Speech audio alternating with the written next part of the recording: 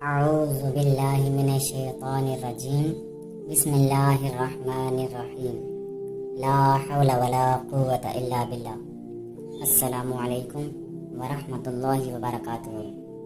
محترم سامعین، سب سے پہلے تو میں اللہ تعالیٰ کا شکر ادا کرتا ہوں کہ اس نے ہمیں حق بات سمجھنے اور کہنے کی توفیق عطا فرمائی۔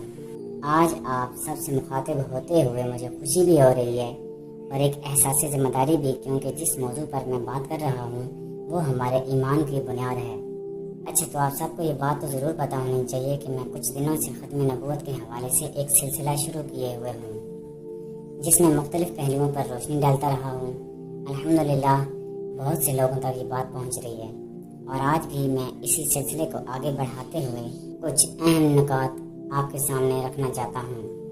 تو چلیں بات کرتے ہیں تھوڑی تفصیل کے ساتھ۔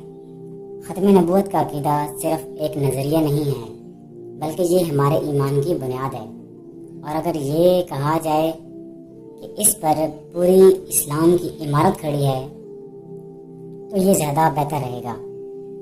یہ عقیدہ اس بنیاد پر قائم ہے کہ اگر ہر دور میں نئے نبی آتے رہتے تو ہر نئی نبوت پچھلی تعلیمات کو منسوخ کر دیتی، اور یوں اللہ تعالیٰ کی ہدایت میں تسلسل اور حتمی رہنمائی ممکن نہ رہتی۔ اس کا مطلب یہ ہوتا کہ انسان ہمیشہ ایک الجھن میں مبتلا رہتا، کبھی ایک نبی کی بات مانتا تو کبھی دوسرے کی، اور نتیجتاً دین کی اصل روح دھندلا جاتی۔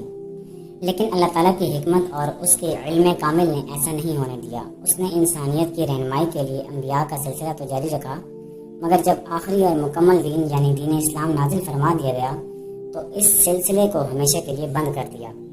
اس لیے ہمارے پیارے نبی محمد مصطفیٰ صلی اللہ تعالیٰ علیہ وآلہ وسلم کو نبیوں کی مہر کہا گیا۔ یاد رکھیے، مہر ہمیشہ کسی چیز کو بند اور محفوظ کرنے کے لیے استعمال کی جاتی ہے۔ جب کوئی چیز مکمل ہو جاتی ہے تو اس پر مہر لگا دی جاتی ہے تاکہ اب اس میں کوئی رد و بدل نہ ہو۔ اسی طرح پیارے محمد مصطفیٰ صلی اللہ تعالیٰ علیہ وآلہ وسلم پر نبوت کا سلسلہ مکمل ہو گیا، اور اب قیامت تک کوئی نبی نہیں آئے گا۔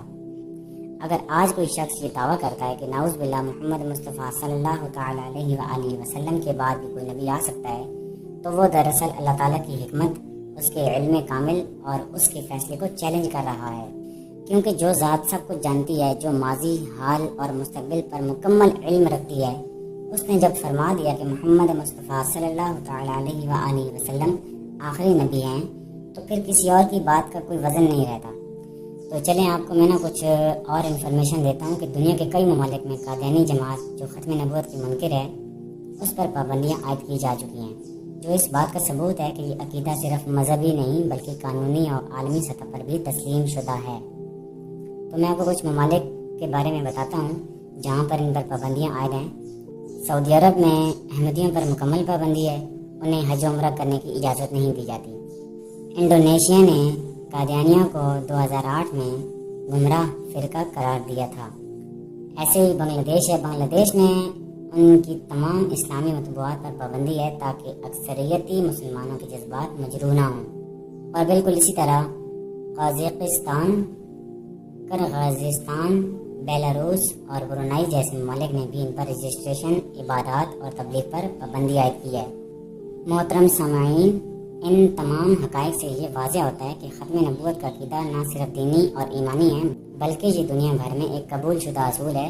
جو لوگ اس عقیدے کے خلاف ہیں وہ نہ صرف شریعت کے منکر ہیں بلکہ دنیا کے قوانین اور عالمی رائے سے بھی ٹکرا رہے ہیں۔ ہم سب کو عہد کرنا چاہیے کہ ختم نبوت کے عقیدے کی حفاظت صرف تقریروں اور نعروں سے نہیں کرنی چاہیے بلکہ علم، دلیل، کردار اور اتحاد سے کرنی چاہیے۔ تو چلیں ایک آخر میں قرآن پاک سے ایک مضبوط دلیل آپ کو دیتا ہوں، اور وہ یہ ہے کہ اليوم اکملت لکم دینکم واتممت علیکم نعمتی ورضیت لکم الاسلام دینا۔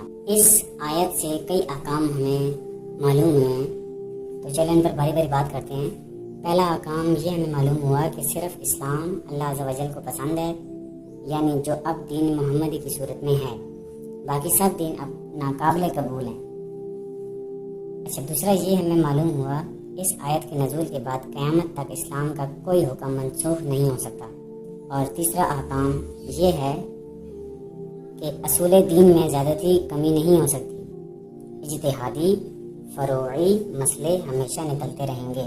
اور چوتھا اقام ہمیں یہ معلوم ہوا کہ پیارے محمد مصطفیٰ صلی اللہ تعالیٰ علیہ وآلہ وسلم کے بعد کوئی نبی نہیں بن سکتا، کیونکہ دین کامل ہو چکا۔